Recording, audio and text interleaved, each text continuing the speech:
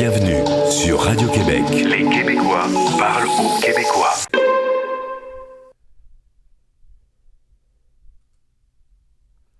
Alors, bonsoir tout le monde, bienvenue dans le Web Journal de Radio-Québec. On va parler aujourd'hui principalement de cette nouvelle de la Cour suprême des États-Unis qui rejette la motion du Texas. Je vais vous dire, selon moi, je vais vous en donner le sens. Selon moi, ça révèle une partie de la stratégie de Donald Trump, en fait, si on est capable de lire entre les lignes. Et on va terminer le Web Journal avec un commentaire sur Justin Trudeau. Et cette nouvelle a l'effet que le gouvernement du Canada a accepté d'entraîner des troupes chinoises sur des bases canadiennes, faisant en sorte que le Canada devienne une nation hostile aux intérêts américains. Alors, tout ça sous le leadership de Justin Trudeau. Maintenant, voilà, donc cette nouvelle est tombée hier comme un pavé dans la mare. La Cour suprême qui refuse d'entendre la cause du Texas et de 18 ou 19 autres États avec le Texas à l'effet que certains États, comme la Pennsylvanie et le Michigan, auraient modifié les dispositions électorales quelques jours seulement avant le vote et donc que c'était inconstitutionnel et tout ça, tout ça.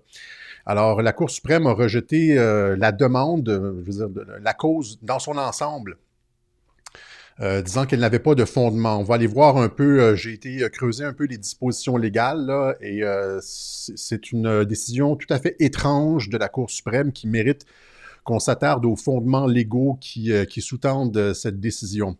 Je rappelle que la décision a été unanime de la part de la Cour suprême, c'est-à-dire que autant les juges nommés par les démocrates que les juges nommés par les républicains se sont entendus sur ce fait. Ce n'est pas surprenant de la part des juges démocrates. Vous les voyez ici en bleu en bas dans l'encadré, les 3 juges restants nommés par des présidents démocrates. Et en haut, vous avez les 6 juges nommés par des républicains, à l'exception de John Roberts, qui vote toujours avec les démocrates sur les questions importantes. C'est un juge compromis dont nous avons parlé dans un web journal précédent.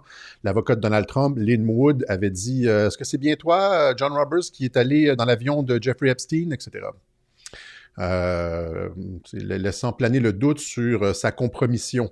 Alors, les juges ont voté, c'est ça, comme de façon unanime. Maintenant, il y a plusieurs avantages à cette décision de la Cour suprême, notamment elle rétablit, parce que ce qui se passe présentement, c'est que les démocrates et tout ça sont en train de défendre la Cour suprême contre Trump. Hein. Ouais, la Cour suprême est objective.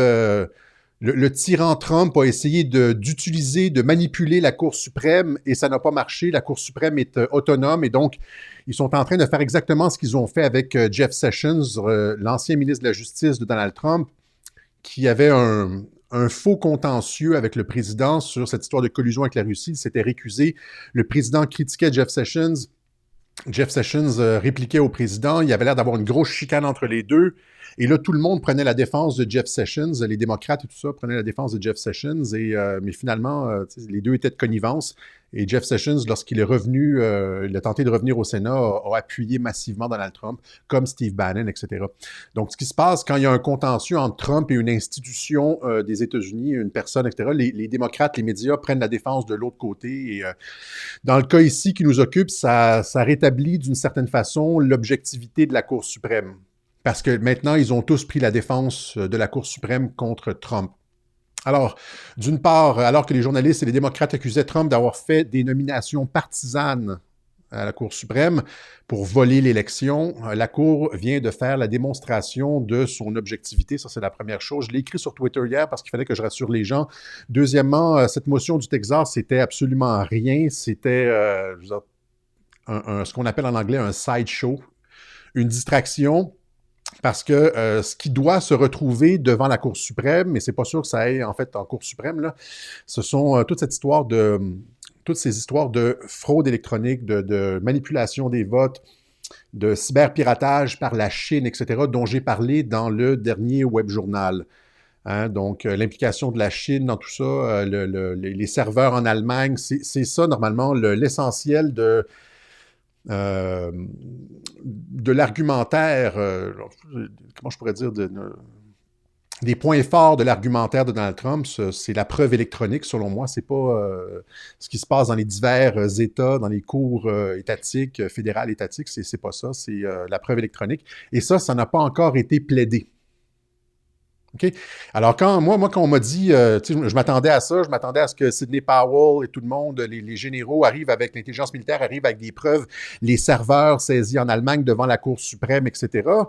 Et là, on entend cette histoire de Texas qui arrive sur le côté, puis là, et Trump qui est embarqué là-dedans pour faire distraction. Alors, Trump qui arrivait ici, il dit We will be intervening. Ça, c'est il y a le 9 décembre. Nous allons intervenir dans la cause du Texas. Hein. Ça, c'est quelque chose de très gros. Notre pays a besoin d'une victoire. Vous comprenez que quand Trump tweet ça, en termes de Sun Tzu lors de la guerre, c'est exactement ce qu'il ne faut pas faire. C'est-à-dire qu'il dit, regardez, on va attaquer ici. Mais évidemment, c'est pas là qu'est l'essentiel de l'offensive. Il avait aussi retweeté ici un compte lié à QAnon, Major Patriot, avec cette image de Coney Barrett, avec les yeux comme ça, comme s'il allait utiliser la Cour suprême pour voler l'élection, encore une fois. Hein? Vous comprenez? Et finalement, ça a été rejeté par la Cour suprême. Donc, il a fait diversion, mais il faut voir exactement ce que tout ça voulait dire. C'est-à-dire que dans un autre tweet, Trump dit ici They all were interested in standing, which makes it very difficult for the president to present a case on its merit. Standing. Alors, qu'est-ce qui se passe quand... Là, c'est comme il a attiré l'attention sur le standing. Qu'est-ce qui se passe quand on va vérifier sur quelle base tout ça a été rejeté? Je vous montre ça présentement. Merci à François Riffon. Voilà, donc quand on lit l'avis de la Cour suprême, c'est très bref. On trouve ça encore une fois sur Scribd. Supreme Court Order to Texas. On voit ici, Texas versus Pennsylvanie et compagnie. The state of Texas motion for leave to file a bill of complaint is denied for lack of standing under Article 3 of the Constitution. Donc, ils invoquent l'article 3. Il n'y a pas de fondement à la motion du Texas en vertu de l'article 3 de la Constitution. Là, je suis allé voir c'est quoi l'article 3 de la Constitution. On trouve ça ici, vous trouvez ça sur Interactive Constitution. Si vous avez des points à aller vérifier, c'est un très bon site.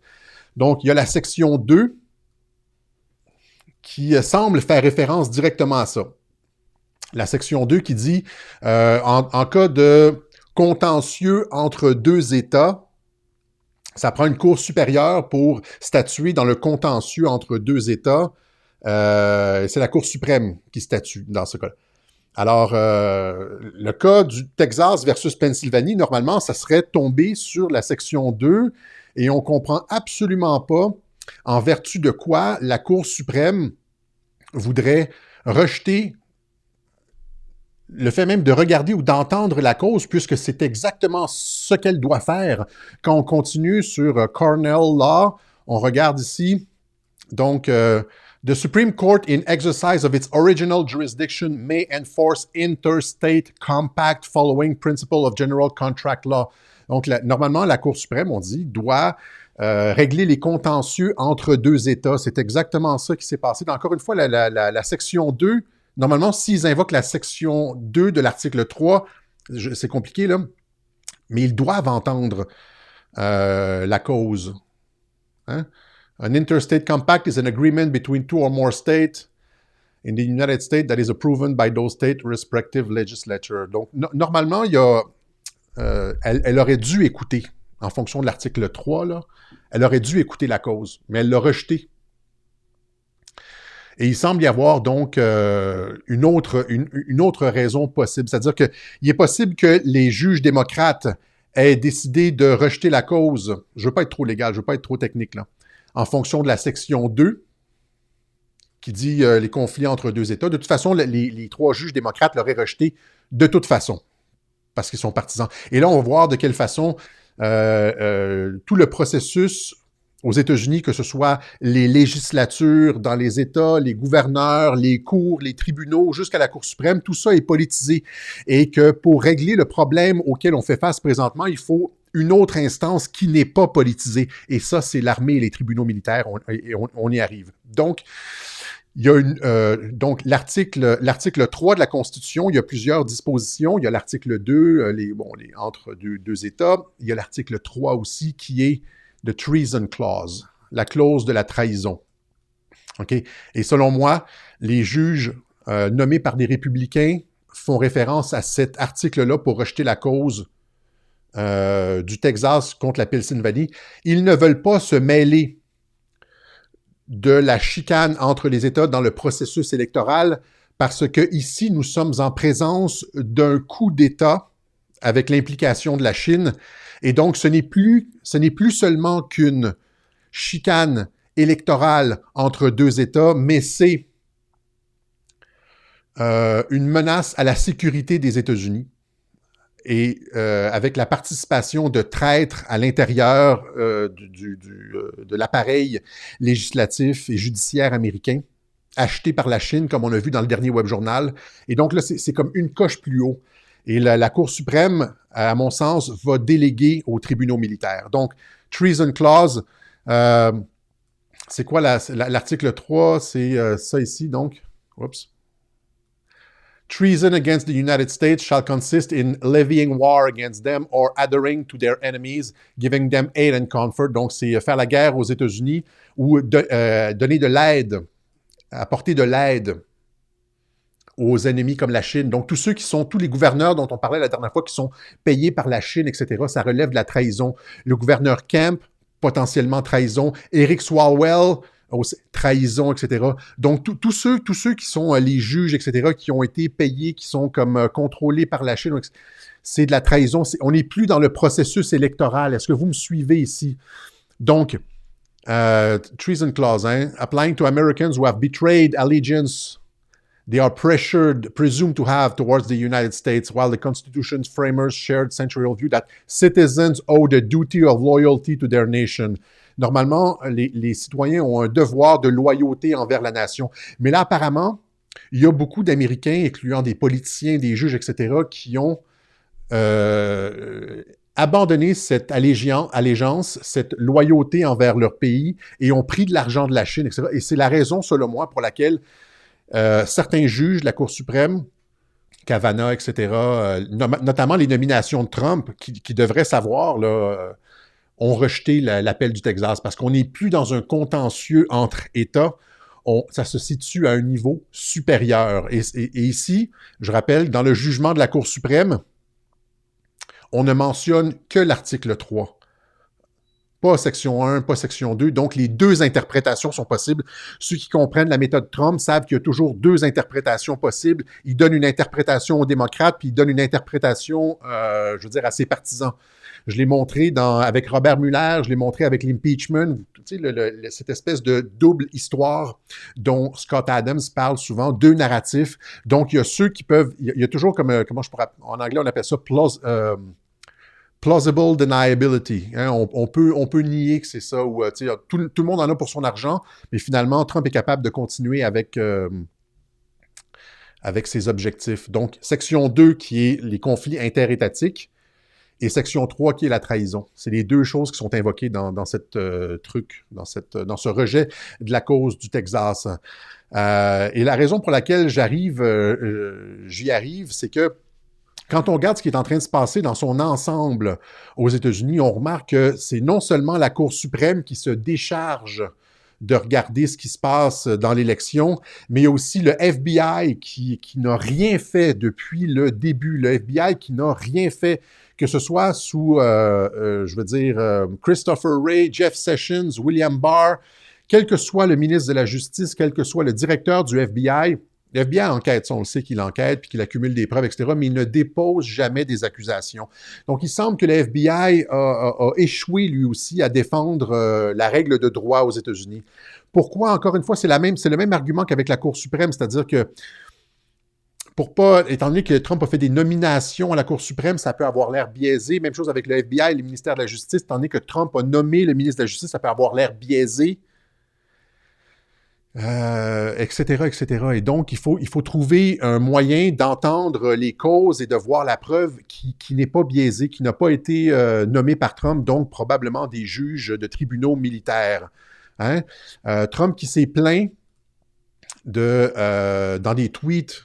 Là, il faut comprendre, il faut lire entre les lignes des tweets de Trump. Tout le monde sait que les tweets de Trump, il faut lire entre les lignes, puis il y a toujours du deuxième degré. Sauf les cruches là, dans les médias qui prennent tout ce que Trump tweet au premier degré. Mais il s'est plaint depuis quelques jours de beaucoup de choses, notamment du FBI, de William Barr et de tout ça, exactement comme il se plaignait de Jeff Sessions. J'ai tout expliqué ça dans notamment Trumpologie 102, si vous pouvez aller voir sur la chaîne Odyssée, c'est très bien expliqué de quelle façon il se plaint de ses collaborateurs. Il s'est plaint des généraux de Marines qui étaient avec lui, John Kelly, Mattis, la fausse chicane, l'ancien secrétaire à la Défense, alors que ce sont les meilleurs appuis de Trump. Il se plaint d'eux, mais...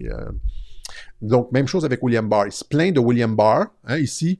Why didn't William Barr reveal the truth to the public? Pourquoi William Barr, le ministère de la Justice, n'a pas révélé la vérité sur le laptop de Hunter Biden? Parce qu'on sait maintenant que tout ce que les conspirationnistes disaient sur le laptop d'Hunter Biden était vrai et donc que les médias ont couvert l'affaire durant l'élection parce que c'était tout avéré et que les fact-checkers chez Facebook, chez Twitter, chez YouTube, qui censuraient les histoires du laptop, c'était finalement des salopards. Parce que tout ça, c'était vrai. Puis c'était, je veux dire, les chercheurs de vérité, hein, qui avaient raison sur, encore une fois, sur cette histoire-là, du laptop d'Hunter Biden. Mais là, Trump se plaint en disant « William Barr n'a rien fait ». Pourquoi William Barr n'a rien fait? Encore une fois, parce qu'on veut montrer que le système, selon moi, la faillibilité du système de justice, il veut préserver son indépendance et il veut aussi, je veux dire, Trump veut montrer que tout ça prend trop de temps via le ministère de la Justice, etc. Comme avec la Cour suprême, ça nous dirige, ça nous envoie, il nous envoie comme dans un entonnoir vers les tribunaux militaires, parce que les tribunaux militaires, ça va être expéditif, ça va être très rapide et ils seront neutres, ils ne seront pas biaisés. Donc il se plaint de William Barr récemment. Il dit aussi, dans d'autres tweets, il dit que William Barr a été une grosse déception. Quelqu'un dit on devrait le renvoyer aujourd'hui, il devrait être renvoyé immédiatement. Trump dit ouais, c'est une grosse déception, etc., etc. Je rappelle que Trump n'a encore rien déclassifié. Il pourrait rendre public toute vous voyez comment il est... premièrement, on voit qu'il est assuré. Hein, je veux dire, il joue au golf, il fait des nominations, des changements dans l'administration. Il fait des choses comme rétablir les exécutions. Rétablir les exécutions par la peine de mort par peloton d'exécution. Trump made firing squads, poison gas execution possible. Hein? But will they actually happen? Est-ce que ça va se passer? Est-ce qu'il va y en avoir? Trump's approval of hanging and firing squad is a national embarrassment. Donc, c'est une honte nationale que Trump ait approuvé la pendaison et les exécutions par peloton d'exécution. By firing squad. Pourquoi est-ce que Trump a fait ça après l'élection en novembre? Est-ce que ça a l'air de quelqu'un qui est sur le départ? Pas du tout, au contraire. Ça a l'air de quelqu'un qui sait exactement comment va se dérouler la suite des choses, que tous les processus présentement au ministère de la Justice, etc., sont inutiles pour traiter ce à quoi les États-Unis font face présentement, c'est-à-dire un coup d'État et de la haute trahison. C'est ce qu'il dit. Il dit qu'il a les preuves de ça. Je le répète ici. Donc, il dit ici, en termes de sécurité nationale, il dit si Joe Biden rentre à la Maison-Blanche, toutes les enquêtes vont être arrêtées. Même chose avec Durham. Il dit we caught them spying, treason and more. But justice took too long. Il dit, donc, nous les avons pris la main dans le sac. De la trahison, avec de l'espionnage, de la trahison et plus. Alors, qu'est-ce qui peut être plus grave que de la trahison? Expliquez-moi, je vais juste regarder rapidement les commentaires. Là. Qu'est-ce qui peut être plus grave que la trahison? Là, une haute trahison, c'est le crime suprême. Alors, il dit qu'ils ont attrapé les démocrates et toute la gang là, dont on connaît les noms habituels, les usual suspects, là, à faire plus que de la haute trahison. Vous savez à quoi je fais référence, hein? Voilà, donc il dit « Justice took too long ». La justice a pris trop de temps. Qu'est-ce que ça veut dire, ça, « Justice took too long » C'est-à-dire, ils auraient dû être accusés avant l'élection, mais ça a pris trop de temps. Alors, qu'est-ce qui reste rapidement, là? Les tribunaux militaires. Right? Alors, John Durham, qui était censé remettre son rapport, on nous disait, là, l'hiver dernier, qu'à la fin du printemps, début de l'été, il était censé remettre son rapport, mais il ne s'est rien passé. Pourquoi est-ce qu'ils ont gardé ça jusqu'à la fin? Tout ça, ça s'en va comme un entonnoir vers les tribunaux militaires. Ça ne se passera pas par la justice, par les cours, etc., étant donné qu'on fait face à de la haute trahison. Et il le dit à plusieurs reprises, ceux qui ont suivi le Web Journal, j'ai montré plein de conférences de presse où est-ce que Trump parle de haute trahison, et les journalistes lui disent « Ouais, tu parles de la peine de mort. » Là, il dit « Ouais, c'est ça, on parle de la peine de mort. » Ici, ça c'était le 10 décembre, donc il y a 2 jours. The fact that our country is being stolen, a coup is taking place in front of our eyes, and the public can't take it anymore. Et il cite quelqu'un qui parlait à la télévision en Georgie, mais il le retweet ça. Il dit on est en train de se faire voler notre pays et un coup d'État est en train de se dérouler. Alors, qu'est-ce qui se passe quand un coup d'État est en train de se dérouler aux États-Unis? C'est-à-dire que les Chinois ont mis l'argent dans la machine électorale, contrôlent les résultats électoraux, contrôlent les gouverneurs et les législatures qui votent les lois ou qui valident les électeurs. C'est un coup d'État. Alors, qu'est-ce qui se passe? Qui on appelle quand c'est un coup d'État comme ça? C'est pas les tribunaux ordinaires. Ce sont les militaires qui ont juridiction dans un coup d'État comme celui-là. Et là j'ai dit en premier, je pense que ce serait important, j'étais supposé le faire au début du Web Journal, mais un petit récapitulatif de ce que j'ai expliqué dans le dernier Web Journal. Donc, ici, ceux qui se rappellent très bien du Web Journal, vous pouvez ici faire Skip Intro et passer directement à la section suivante. Mais on a expliqué, donc dans le dernier Web Journal, j'ai montré une série de clips qui impliquaient la Chine dans le processus électoral qui faisait de la Chine une menace à la sécurité nationale des États-Unis, clear and present danger, comme on dit là. Donc, j'ai montré des clips du Director of National Intelligence, John Ratcliffe, qui expliquait que la Chine était une menace stratégique imminente, qui disait que la Chine avait lancé une guerre biologique contre les États-Unis avec le coronavirus. Pensez-y, là, la gravité de ces accusations-là. Il a dit que la Chine avait lancé une guerre biologique contre les États-Unis avec le coronavirus qui avait permis aux démocrates de changer les règles électorales pour frauder et destituer Donald Trump. Donc, que les démocrates sont complices de la Chine dans un coup d'État. Okay? Deuxièmement, que la Chine subvertissait le processus électoral. Ça, c'est le clip avec Sidney Powell, où la Chine avait eu accès aux machines de vote Dominion, je veux dire, aux serveurs en temps réel pour modifier les chiffres le soir de l'élection, que la Chine était rentrée dans les machines avec des cyberpirates pour modifier le résultat électoral. Encore une fois, à qui on fait appel quand c'est un coup d'État comme ça? C'est à l'armée qu'on fait. On ne fait pas appel aux tribunaux ordinaires. Et je vais montrer aussi le clip du gouverneur de Mike Pompeo, le ministre des Affaires étrangères, qui disait que les gouverneurs étaient compromis. Que la Chine avait tissé des liens étroits avec de nombreux politiciens américains et que de l'argent chinois se retrouve partout dans la politique américaine, un grave danger de corruption. Vous avez vu depuis ce temps-là, depuis le dernier Web Journal, toutes les révélations sur, j'en parlais dans le dernier Web Journal, Eric Swalwell, le Dianne Feinstein qui commence à perdre la mémoire. Je n'ai pas expliqué c'était qui Dianne Feinstein. Des fois, je sors des noms sans trop expliquer parce que je parle rapidement. Mais Dianne Feinstein, et Swalwell et Feinstein, Feinstein, c'est une congressiste, je veux dire une sénatrice, qui sont tous les deux étaient responsables ou siégeaient sur le comité du renseignement américain. Imaginez, ils ont accès à tous les secrets d'État. Et Dianne Feinstein, son chauffeur de 20 ans, c'était un espion chinois. Eric Swalwell couchait avec une espionne chinoise. Comprenez? C'est de la sécurité nationale. Et ils ne sont pas arrêtés par le ministère de la Justice. Pourquoi ils ne sont pas arrêtés par le ministère de la Justice alors que c'est avéré qu'ils sont sous enquête, etc.? Ben, c'est parce que c'est pas au ministère de la Justice de faire ça, c'est aux forces armées. Ça, en tout cas, ça relève, vous comprenez, je ne sais pas si c'est quoi exactement, peut-être que le ministère de la Justice peut les arrêter, mais tout ça relève du militaire. Parce qu'on est en train de faire face à de la subversion, de la sédition, de la subversion et de la trahison, et donc tout ça doit se retrouver devant les tribunaux militaires.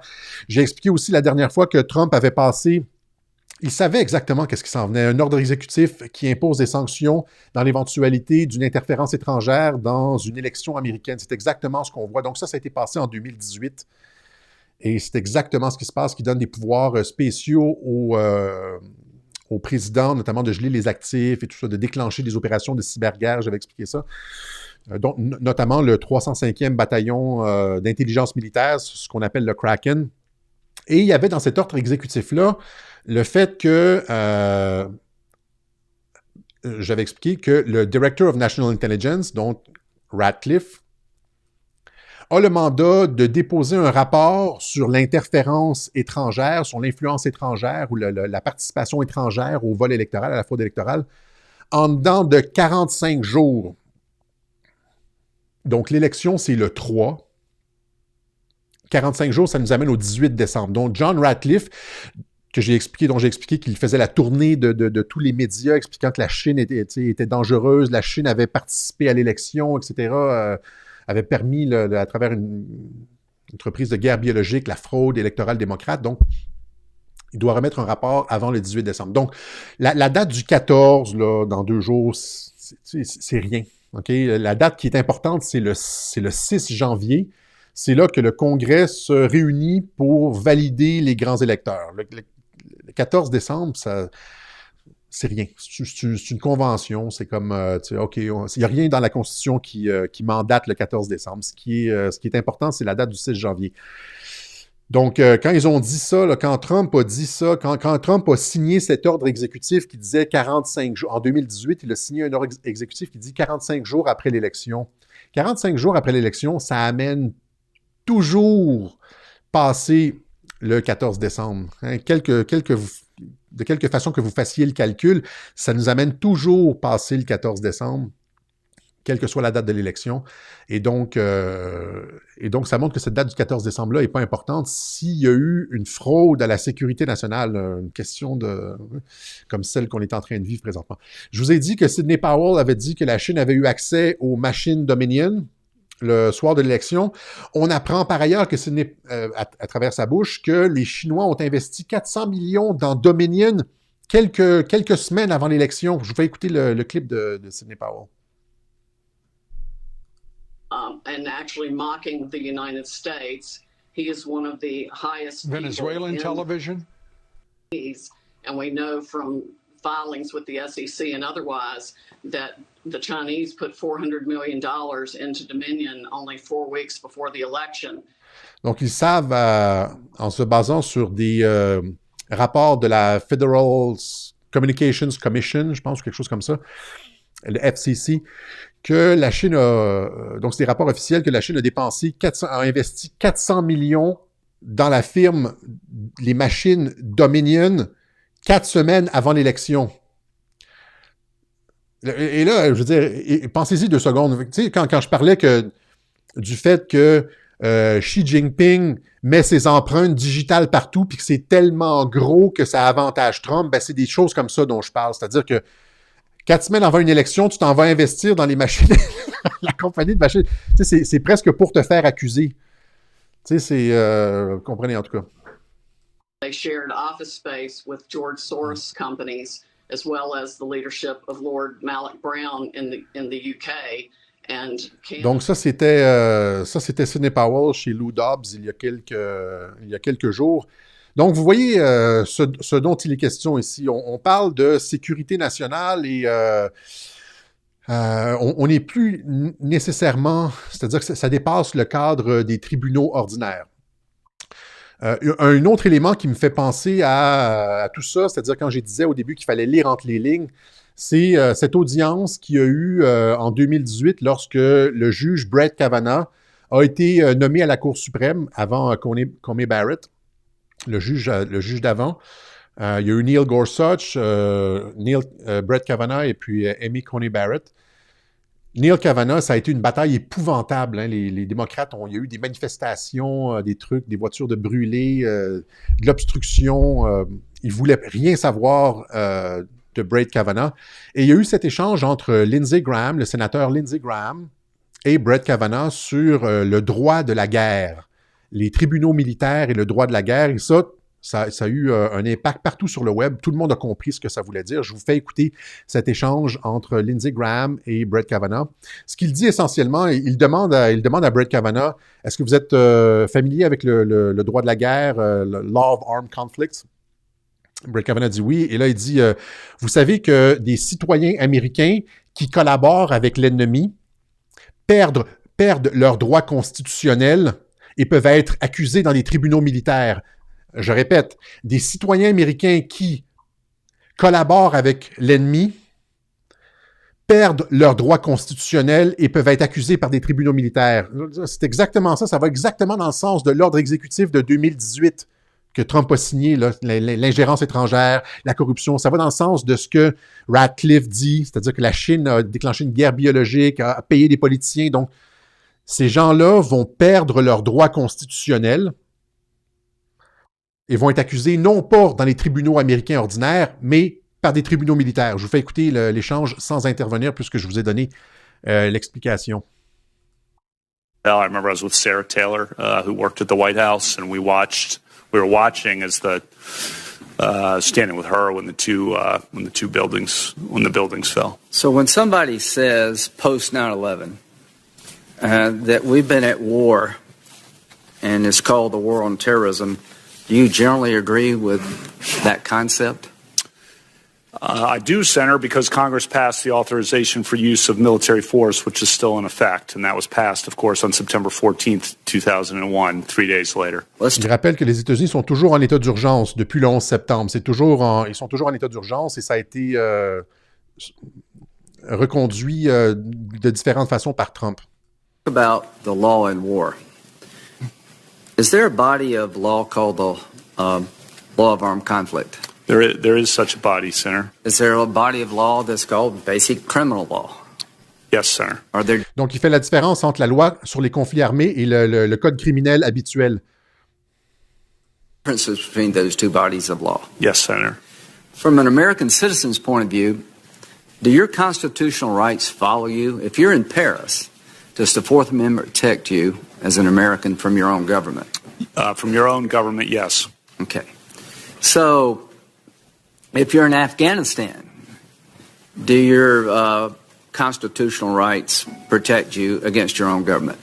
If you're an American in Afghanistan, you have constitutional rights as against the U.S. government. Is there a long-standing... That's long-settled law. Isn't there also a long-settled law that it goes back to the Eisentrager case? I can't remember the name of it. Yeah, Johnson versus Eisentrager. Right. That American citizens who collaborate with the enemy have considered enemy combatants. Donc, est-ce que c'est vrai que traditionnellement, dans la loi sur les conflits armés, les citoyens américains qui normalement sont protégés par la Constitution, s'ils collaborent avec l'ennemi, perdent leurs droits constitutionnels et sont considérés comme des combattants ennemis? Et là, ça fait référence à tous ceux qui collaborent avec la Chine là, dans l'élection actuellement, y compris les plateformes de médias sociaux comme Twitter, Facebook, les médias et tout ça. They can be. They can be. They're sometimes criminally prosecuted, sometimes treated in the military. Well, let's talk about... Alors, il dit, oui, ils peuvent l'être. Il dit, des fois, ils sont poursuivis aux criminels, des fois, ils sont poursuivis dans les tribunaux militaires. C'est-à-dire, des citoyens américains perdent leurs droits constitutionnels s'ils collaborent avec l'ennemi et peuvent être poursuivis par des tribunaux militaires. Can be. I think the... Under Supreme Court precedent. Right. Yeah. There's a Supreme Court decision that said... Et ça émane d'une décision de la Cour suprême. La Cour suprême a délégué, disant que ça relevait de tribunaux militaires et que les citoyens américains, donc c'est une règle de droit, que les citoyens américains perdent leurs droits constitutionnels et peuvent être condamnés devant les tribunaux militaires pour trahison. American citizens who collaborated with Nazi saboteurs were tried by the military. Is that correct? That is correct. I think a couple of them were executed. Yeah. So if anybody Et il y a eu des exécutions. Il y en a plusieurs. Lors de la Deuxième Guerre mondiale, entre autres, il y a eu des exécutions de personnes qui ont collaboré avec l'ennemi, etc., etc., etc. Voilà. Donc, c'est ça. Donc, tout ça pour dire que moi, je n'ai pas l'impression, à lire les tweets de Trump, qui se dit découragé du FBI, du ministère de la Justice, à voir les revers à la Cour suprême qui invoque l'article 3 pour se retirer, donc l'article 3 qui parle de trahison, parle exactement de ce qu'on vient de voir, là. Sachant aussi tout ce qui a été dit par le Director of National Intelligence. Si vous mettez ensemble les deux web journaux, le dernier et celui d'aujourd'hui, vous comprenez qu'on est dans une situation extraordinaire et que le président a mis la table pour les tribunaux militaires, faisant la démonstration devant le peuple américain que l'ensemble du processus politique judiciaire est vicié et corrompu. Alors qu'on nous, on ne cesse de nous montrer des preuves de corruption, dont, des preuves incontrovertible, c'est-à-dire dont on ne peut douter, c'est-à-dire, comme ça ici, le docteur Navid Keshavaznia, dont j'ai parlé la dernière fois, des experts qui sont ni démocrates ni républicains, qui vous disent que l'élection a été volée. Les machines ont été manipulées. Il y a des centaines de milliers de votes qui ont été transférés de Trump à Biden, etc. Ils ne veulent rien savoir.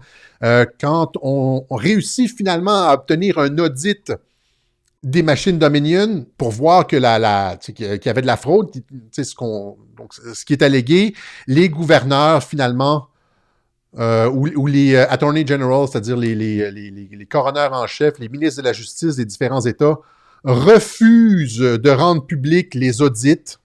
Michigan Attorney General and Secretary of State block result of forensic audit from 22 Dominion machines. C'est-à-dire qu'on, même si à un niveau de la justice, on réussit à avoir une enquête sur les machines Dominion, il y a le secrétaire d'État et le ministre de la Justice qui bloquent la divulgation des résultats.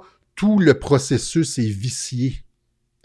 Et Trump est en train de faire la démonstration au peuple américain que dans les conditions actuelles, avec les tribunaux, avec les gouverneurs achetés par la Chine, etc., et la politisation de tout, on ne peut pas avoir justice, il ne peut pas y avoir de justice rendue là-dedans, et il va nécessairement devoir y avoir des tribunaux militaires, totalement indépendants pour traiter, pour contourner le système corrompu, vicié, mais aussi parce que on est en présence de haute trahison et de crimes d'État qui dépassent la compétence de la Cour suprême. On est en présence d'un coup d'État de personnes, mis de l'avant par des personnes à l'intérieur de l'appareil gouvernemental américain alliés avec une puissance hostile étrangère.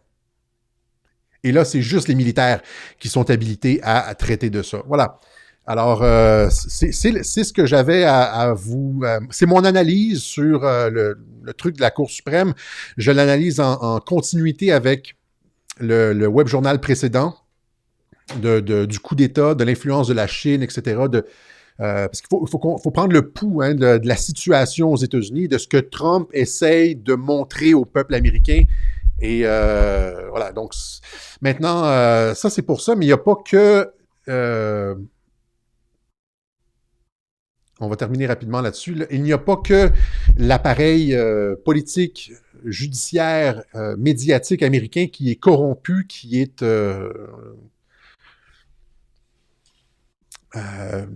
passible de trahison. Des traîtres, il y en a partout.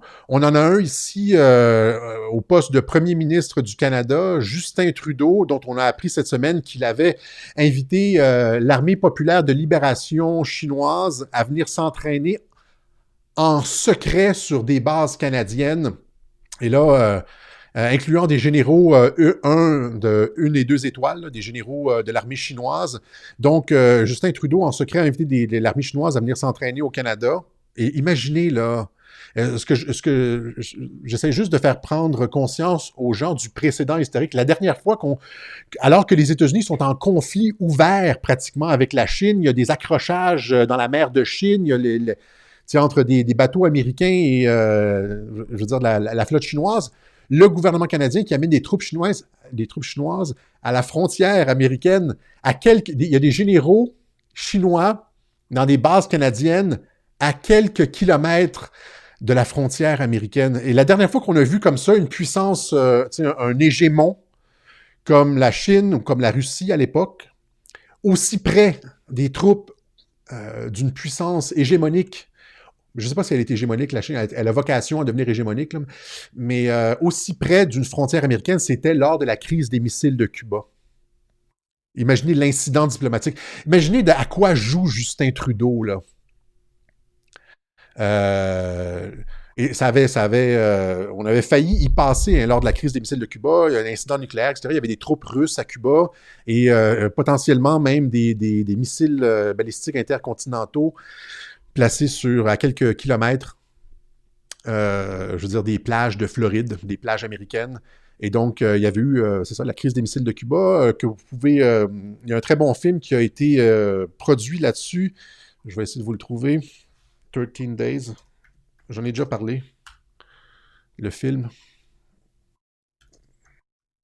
On va terminer rapidement là-dessus. Je voulais juste vous donner un sens historique de ce que Trudeau est en train de faire. Tu sais, Trudeau est en train de créer un incident diplomatique sans précédent. 13 Days avec Kevin Costner. C'est un excellent film sur la crise des missiles de Cuba. Je le recommande. Et donc, mais Trudeau n'est pas à sa première trahison face à Trump. Il y avait, notamment lors du G7 au Canada, les membres du G7 s'étaient entendus sur la déclaration finale et Trump était parti du Canada vers Singapour, je crois, pour rencontrer Kim Jong-un. Et alors que Trump était rembarqué dans l'avion et que tout était réglé, le petit mesquin, Justin le mesquin, était sorti en conférence de presse pour dire, s'attaquer à Trump. Dire le Canada ne se laissera pas intimider, etc. Alors qu'il y avait eu une entente. Et là, Trump de répondre, si Justin sort comme ça, brise la bonne entente cordiale, on ne signera pas cette entente-là du G7, la déclaration finale du G7. Et il y avait eu des pressions à ce moment-là, et Justin Trudeau avait été obligé de sortir quelques jours plus tard, préciser sa pensée, dire non, les États-Unis sont quand même notre allié. Et c'est à ce moment que le sourcil de Justin Trudeau avait décidé de se pousser littéralement, je veux dire, plus capable de rester sur le front. Justin Trudeau avait tenté une sortie en douce et ça avait fait le tour du monde. When organizers were getting all picky about the G7 summit backdrop, maybe something in the foreground should have raised eyebrows, specifically the Canadian Prime Minister's eyebrow. Consistently stood up for Canadian interests. Son sourcil gauche est en train de se pousser, est en train de glisser. A falling fake eyebrow, an eyebrow malfunction? Cracked one critic, I could use Trudeau's removable eyebrows as bait next time I go fishing. Donc, je pourrais utiliser le sourcil de Trudeau la prochaine fois que je vais à la pêche. Comme appât la prochaine fois que je vais à la pêche. Ça, c'est CNN en passant. CNN qui est pro-Trudeau, pro-mondialiste, anti-Trump. Même CNN s'était moqué de Trudeau. Joked another, maple syrup is not an adequate eyebrow adhesive. Mr. Trudeau was compared to Mr. Potato Head with Mr. Potato Brows. Talk about being browbeaten. Someone replaced the Prime Minister's brows with Donald Trump's signatures. Where we disagree. Soon, debunkers were fact-checking and analyzing the Prime Minister's eyebrow architecture with its extra bushy bottom. Dude, he just has a weird eyebrow, tweeted one defender. They blamed the lighting for casting shadows. Bon, voilà.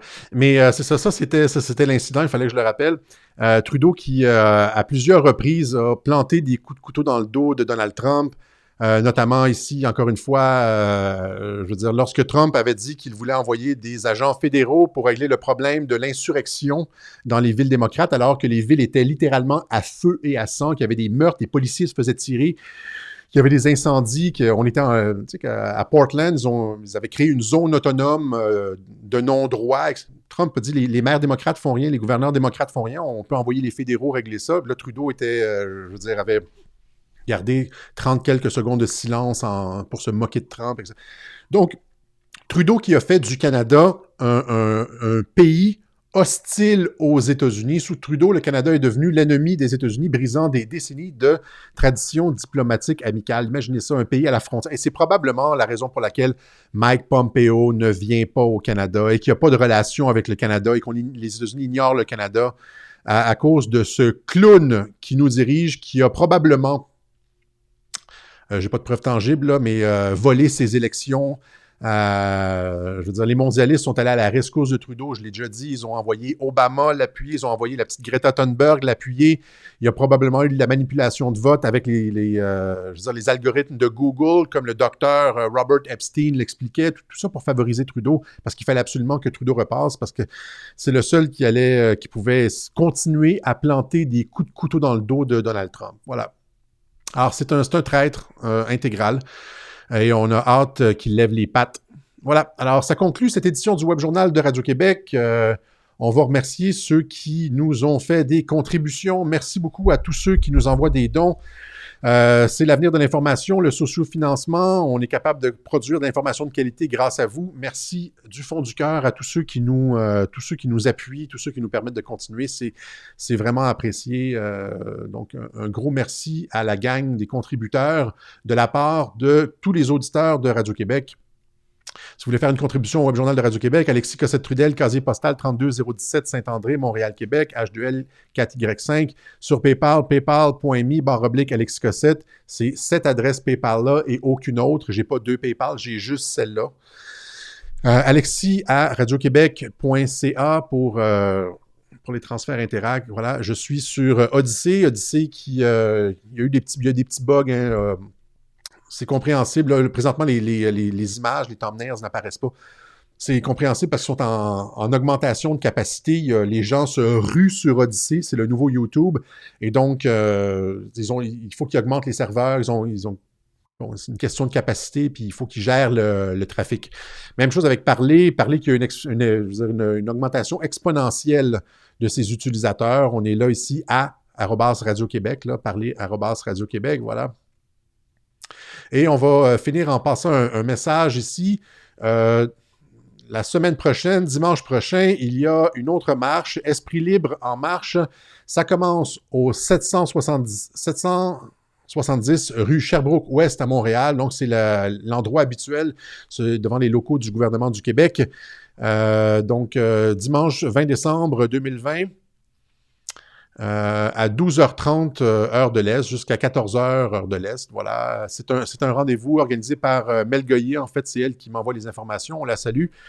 Alors, voilà, si le cœur vous en dit, allez voir, en fait, pour plus d'informations, allez voir sur la page Facebook. Je pense que c'est une page Facebook, Esprit libre en marche, invité, modifié. Donc, c'est ça, c'est une... Voilà.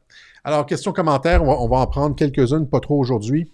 Esprit libre en marche, Facebook, event, etc. Ouais, OK. Voilà. Est-ce que vous êtes du même avis que moi sur l'entonnoir vers les tribunaux militaires? C'est mon interprétation, je veux dire. Comprenez, moi, quand je regarde toutes les informations, je regarde ce que Trump tweet, je regarde les informations, l'entrevue de Kavanaugh, les réactions de la Cour suprême, la démonstration qui a été faite du système vicié depuis un mois et demi maintenant.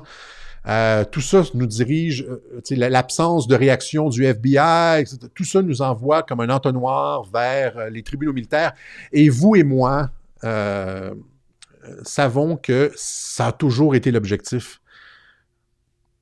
J'en parlais en 2018 des tribunaux militaires.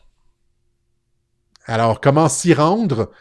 Comment se rendre jusque-là? Ben, exactement comme ce qu'ils ont fait là, depuis le 3 novembre. Comment se rendre à des tribunaux militaires en montrant la collaboration de traîtres sur le sol américain avec des puissances étrangères pour faire un coup d'État? Ben, vous avez eu depuis presque 45 jours maintenant la démonstration au quotidien avec des audiences devant de la trahison et du coup d'État. Et ça nous amène vers les tribunaux militaires.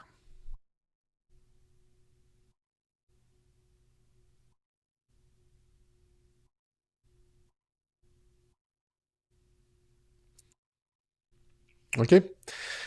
Autre chose. Qui a le pouvoir d'arrêter Trudeau? Personne aux États-Unis, je pense, a le pouvoir d'arrêter Trudeau. Il va falloir que les Canadiens je veux dire, fassent un peu la même chose qu'aux États-Unis. Il va falloir que dans les forces armées, qu'il y ait des gens qui réveillent. Là. Hein, les forces armées canadiennes, là, il va falloir à un moment donné réveiller. Savoir qu'on a un traître comme chef d'État, la GRC, le SCRS, là, au lieu d'enquêter sur, je veux dire, monsieur et madame tout le monde qui lèvent qui se posent des questions sur la pandémie, puis sur le grand reset, au lieu d'enquêter sur les personnes qui réfléchissent, là, ben, je veux dire, tournez les projecteurs de l'autre côté. En haut de la pyramide, vous avez un hostie de traître, comme on dit au Québec. Une menace à la sécurité nationale du Canada. C'est ça qui est Trudeau. C'est pas je veux dire, les pères et les mamans de famille, les grands-mamans là, qui se posent des questions, les menaces à la sécurité nationale. Êtes-vous rendu complètement dingue dans les services secrets? Vous avez un crackpot en haut, là.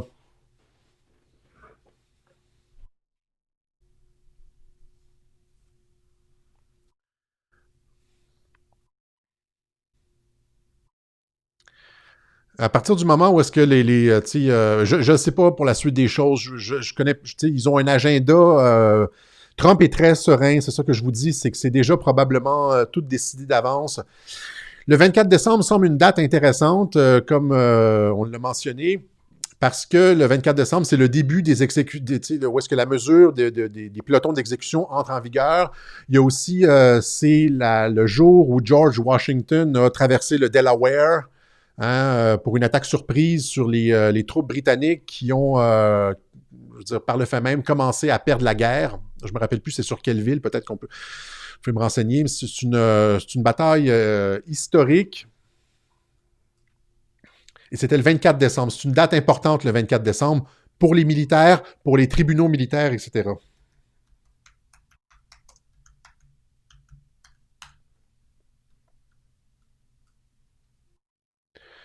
Ça, c'est l'image bien connue de George Washington. Oups, mauvaise résolution. Est-ce qu'on a une meilleure résolution? Je ne sais pas. L'image bien connue de George Washington qui traverse le Delaware pour une bataille décisive contre les troupes anglaises et qui a marqué le tournant de la guerre. Pour tous les historiens militaires, parce que là, c'est toujours les militaires qui sont autour de Trump. Je parle des militaires, de la Defense Intelligence Agency, etc., des tribunaux militaires. Moi, ce qui m'intéresse surtout, c'est l'action militaire, parce que c'est ça qui est décisif dans la présidence de Donald Trump. Donc, pour ceux qui connaissent un peu l'histoire militaire des États-Unis, George Washington a perdu 90% de ses batailles, mais a gagné celles qu'il devait gagner, dont celle-là ici. Est-ce que vous avez le nom de la ville? Je vais le trouver, le nom de la ville. Là. Il traverse le Delaware pour... C'est quoi le nom de la ville? Comment les gars, les filles? Il n'y a personne qui connaît le nom de la ville? En tout cas, c'est pas important. Je vous le trouverai, je le tweeterai après. Voilà, donc il a perdu, George Washington qui a perdu 90% de ses batailles, il a gagné les bonnes. Et c'est la même chose avec Trump. J'avais montré l'image de Trump qui s'inspire de Washington, mais qui s'inspire aussi de Rocky Balboa. Et quand j'avais montré le Trump qui avait mimé, qui avait tweeté cette image de Rocky Balboa, je l'ai ici. Et ça, c'est dans le Rocky 2, je pense. Trump qui avait retweeté Rocky Balboa avec sa tête dessus. Rocky qui s'était fait écraser pendant 14 rounds et qui était revenu de façon miraculeuse au 15e round. Et j'avais dit, quand Trump avait tweeté cette image-là de Rocky avec sa face, il a dit « Trump va avoir l'air de perdre jusqu'à la fin et va gagner au dernier round. » Même chose avec George Washington qui a perdu toutes ses batailles jusqu'au moment où est-ce qu'il gagne les bonnes. 90% de ses batailles. C'est la même logique, c'est le même... Et ça va dans l'art de la guerre de Sun Tzu. Tu as toujours l'air d'être en train de perdre jusqu'à temps que tu gagnes. C'est comme ça qu'il a gagné les primaires républicaines contre les 17 autres candidats républicains, Jeb Bush, Ted Cruz, etc. Des gros combats. Tout le monde le donnait perdant. Et il est arrivé gagnant à la fin. Je veux dire, gagné contre Hillary Clinton. Il a toujours l'air de perdre, comme Rocky Balboa, comme George Washington. Il a toujours l'air de perdre jusqu'à la fin, jusqu'à temps qu'il émerge gagnant. Et c'est ça qu'on va voir encore une fois aujourd'hui. C'est le Potomac River. Ah, c'est le Potomac River, exactement. Oui. C'est-tu le Potomac ou le Delaware? Ah oui, je pense que c'est le Potomac, évidemment. En tout cas. Quelqu'un a fait une recherche en ligne pour savoir c'est quoi le nom de la ville? Ah, la ville Durham, c'est ça, c'est tout ça. Oui, c'est ça, je pense que c'est ça, Durham. Exact. Voilà. OK, alors, c'est ça. Donc, je pense qu'on va se laisser ici.